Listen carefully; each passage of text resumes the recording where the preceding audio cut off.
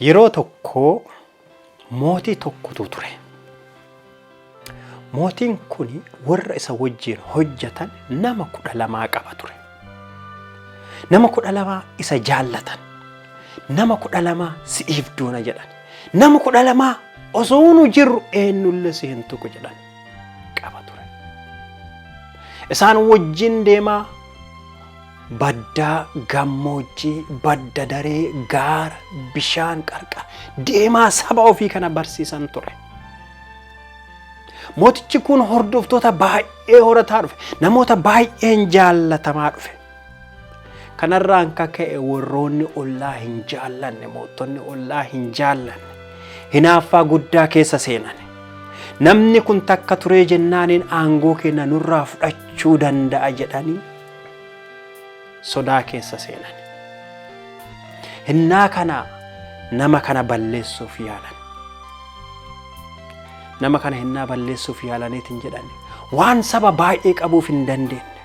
Waan namni baay'een isa jaalatuuf hin dandeenye.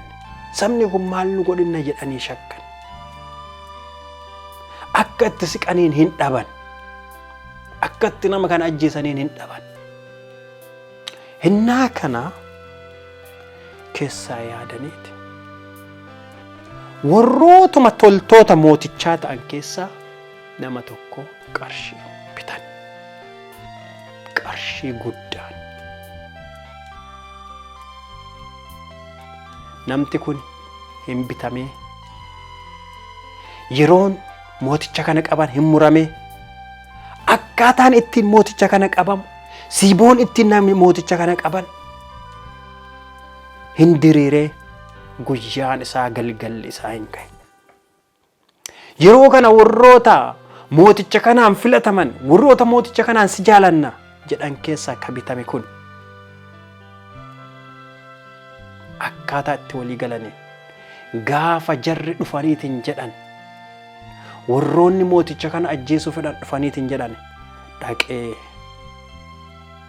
boqoo isaarra dhungate. Yeroo kana warroonni isa qabuuf dhufan eenyummaa isaa beekanii isa qabanii hidhanii tumanii hin fannisan dhumarratti hin ajjeesan. Argitee yaa saba kiyya yeroo baay'ee diinni yoo si miidhuu fedhe fagoon sitti hin dhufu. Namuma keetiin sitti dhufa.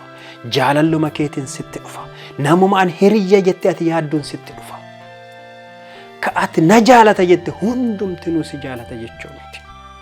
Ka si dhungate hundumtinuu jaalala si mul'isaara jechuu miti. Beeki hinnaa baay'ee.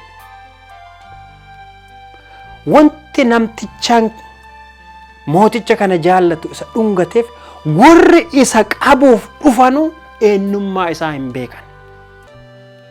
Hinnaa baay'ee diinni kee ofii dhufee si miidhu. Kabraa sitti erga. Kabraatiin si miidha.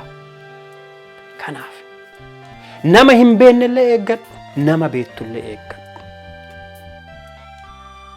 Namoonni baay'een jaalallee ofiitiin miidhaman. Namoonni baay'een hiriyyaa ofiitiin miidhaman. Namoonni baay'een warroota itti aanuun miidhaman. Kanaaf jabeessi onnee kee eeggadhu inni jedhamuuf. Seenaan amma isinitti hime seenaa Kiristoositti. Kiristoos darasoota 12 walii qabeeti isaan wajjin hojjetaa ture. Isaan keessaa inni tokko Yihuudaan qarshii waan jaallatuuf gurgure. Wattaaddarri dhufanii Kiristoosin qabanillee Kiristoosin hin beekan. Kanaaf Yihuudaan dhungachuu wanni isa barbaachiseef. Argitee fira fakkaateellee si miidhutu jira. Ollaa fakkaatee si miidhutu jira. Kanaaf of eeggachuun barbaachisaa. Waaqayyo sinaa eebbisu iddoo gaarii oola.